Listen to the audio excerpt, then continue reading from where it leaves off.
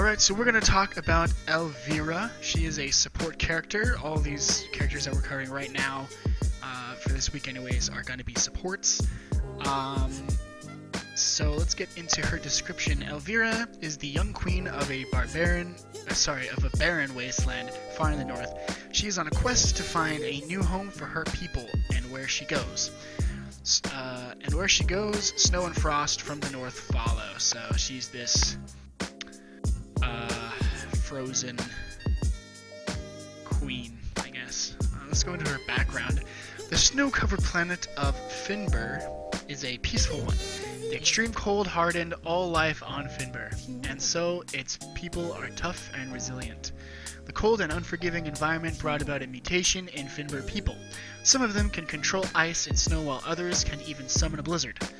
Under the heap of those metahumans, the Finbar people thrived and created a kingdom led by the strongest mutant.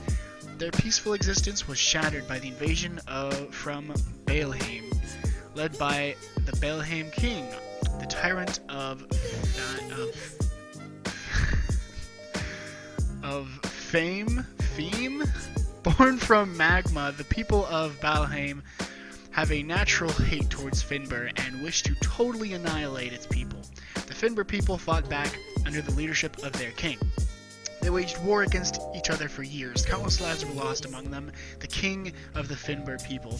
Under the dire circumstances of the only daughter of the king, Elvira was crowned the new Frost Queen. Carrying the hopes of her people and burdened with self-doubt, Elvira felt tremendous pressure. That's when Kronos' summon reached her planet. So Elvira set out, seeking power to stop this war and save her people. So yeesh, they need to fix the the text box here, but it's just kind of hard to read. So that's Elvira. She's this Frost Queen of the North against the magma people of the South. I don't know if they're magma people are in the South or not, but here's her queen skin. That looks really cool. She's got a cool crown on there. So yeah, cool character. Checking out her first ability, Frost Shuriken. Wait a second, where have we read this before? Okay. I think we figured out the issue. Okay, so energy cost 80, 100, 120, 140. Cooldowns from 10 to 7. So that's pretty great.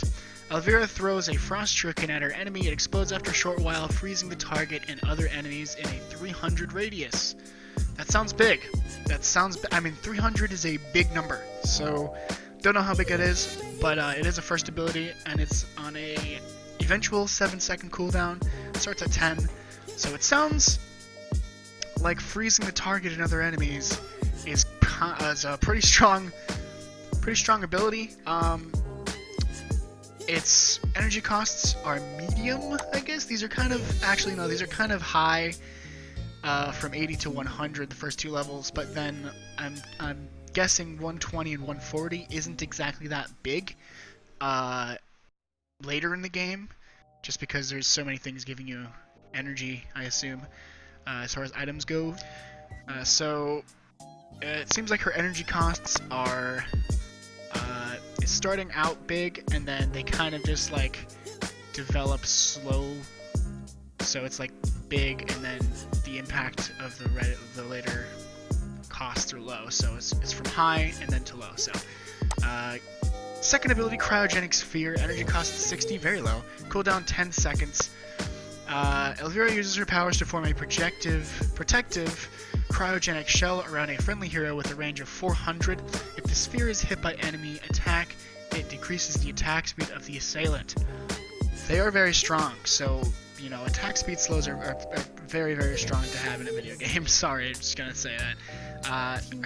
Her shell, I'm not sure if it reduces damage dealt, or if it's literally only the attack speed slow.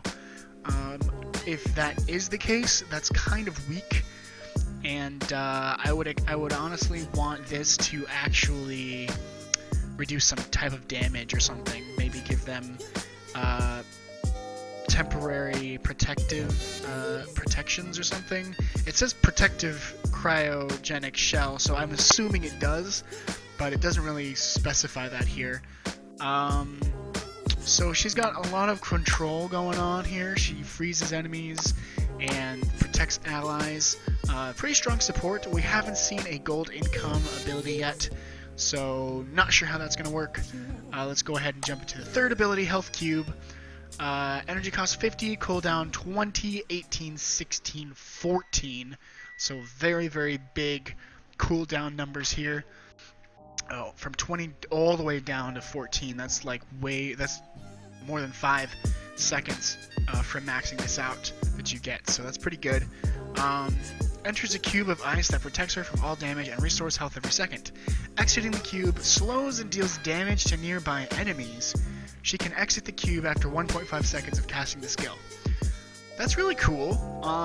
This is literally, she's essentially turning into a tank now. She has a frost, then she protects, and then she has a self-protection buff here, which is really, really strong. Which explains why the first cooldown is 20 seconds. I would like to see this energy cost be a little higher than 50, just because this is a pretty big skill. And if it's this high, if this is low, and the same thing with her cryogenic sphere, you're really not going to see so much coming from Frost Shuriken early in the game until maybe mid-game, and then you're going to see way more Frost Shurikens coming out. Depending on, how well her laning phase is, it's looking like her support laning phase is going to be fairly strong because of how much she can continue to trade, and then every now and then toss a Frost Shuriken to, cause someone to get frozen and stuff. So, overall, first 3 abilities looking pretty decent. I'm liking them so far. She's got crowd control, she's got protections, and then she's got sustain, which make her very, very, very strong. Thing about Health Cube is you're going to want to make sure your position is correct, because if you get too low and then you use Health Cube, you're essentially going to put yourself in a bad situation. So you got to be careful with Health Cube. That's essentially what I'm seeing. If you're going against Elvira, you're going to want to force her to use Health Cube, and save your burst damage for when she does not have it, and then just constantly poke her out. And it's really weird though, because she's going to be able to use this every 20 seconds, which basically means you have 2 instances of trading, depending on what character you're using, before she just goes back to before she regens HP. So this is definitely going to make or break this character in the lane, depending on if you know how to work your way around it. The Frost Shuriken freeze, and the attack speed slow is really just there for trades. But this ability is going to be the one where you're seeing her show up in lane. She's half HP. She goes in for a trade, and then boop, now she's back to full HP. She won the trade, and another 10 seconds go by, and all of a sudden she gets closer to that cooldown of this ability, and suddenly she goes back to trade and she wins again. So she basically wins the trade every 20 seconds. And if she's winning the trade every 10 seconds, you're going to lose lane. You are 100% going to lose that lane. If she goes in, trades, retreats for 10 seconds, goes back into trade, and she wins that second trade, that's when you know, okay, we're really going to need something to happen in this lane, because Elvira is now controlling the lane way too much, and once she gets that second trade win, she's going to basically just dominate. So that's the really cool thing about this kit so far, is the intricacies of specific abilities that make or break lanes is really, really cool. And so I'm really enjoying that. You're gonna see a lot of people who main several different characters.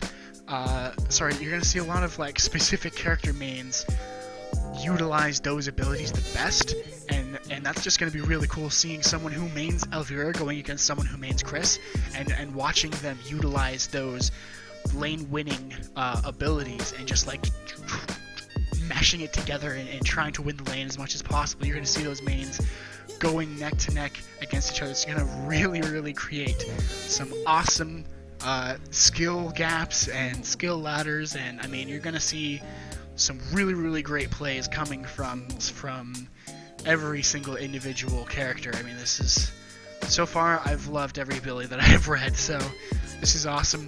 Let's look at the ultimate, Deep Freeze. Okay, so high, very high energy cost. Wow.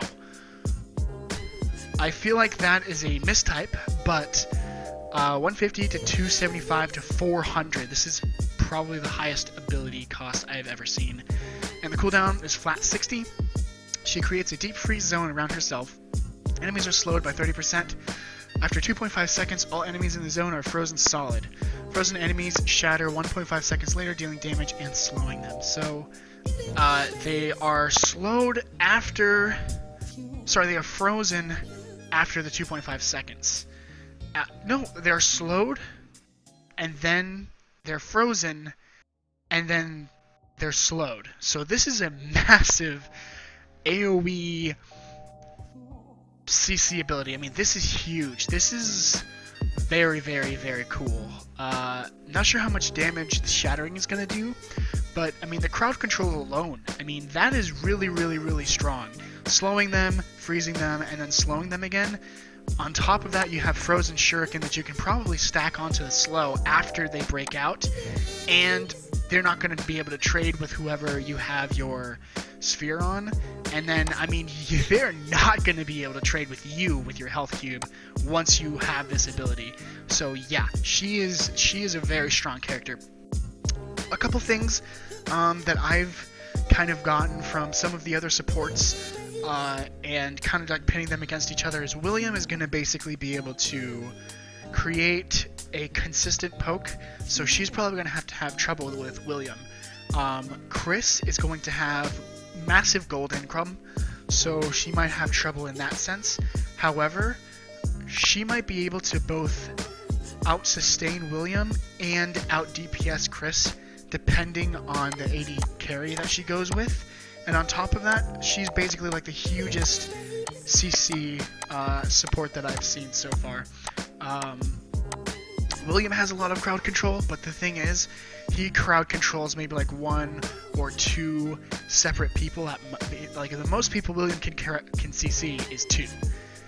The most people Chris can CC, I mean, he has his bounce and his slow and his attack speed slow, so he could probably land his abilities on a lot of people, but the more people he lands his abilities on, beyond 2, the less comeback he's going to get, because he's not going to be able to stack it as fast, and his stun is going to be smaller, because if it's 2 people, that's a maximum stun on the 2 people, right?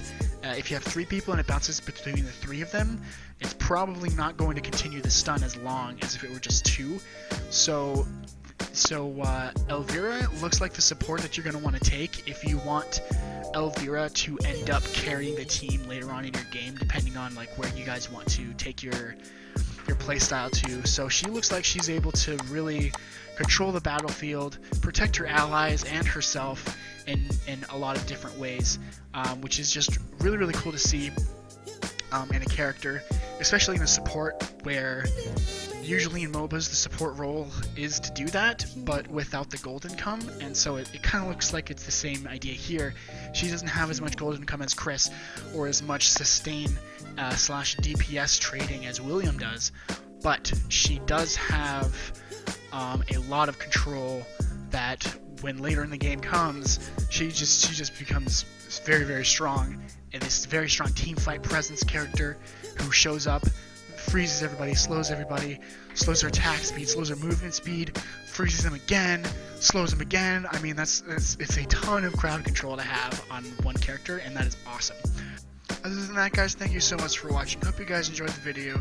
If you did, please feel free to leave a like, and if you want to get more Genesis content, feel free to subscribe.